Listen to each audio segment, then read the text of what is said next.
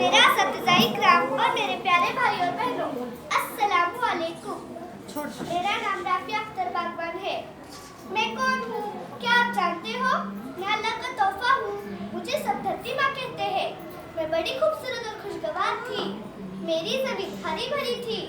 मेरा पानी साफ और शफाफ था। मेरी हवाएं खुशगवार थी। सब जानदार मुझ पर अपनी जिंदगी बड़ी खुशगवारी से गुजारते थे। मैं बहुत खुश थी। लेकिन अब मैं खुश नहीं हूँ। मेरी हालत अच्छी नहीं है। मैं सांस नहीं ले पा रही हूँ।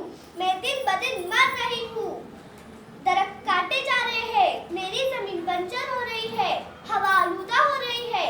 नदियाँ और समुद्रों का पानी आलूदा हो रहा है। गाड़ियों और कारखानों की वजह से हवा में कार्बन डाइऑक्साइड का इजाफा हो रहा है, जिससे मेरा दर्जा हरारत तेजी से बढ़ रहा है, जिससे मैं एक दिन तबाह व बर्बाद हो जाऊंगी।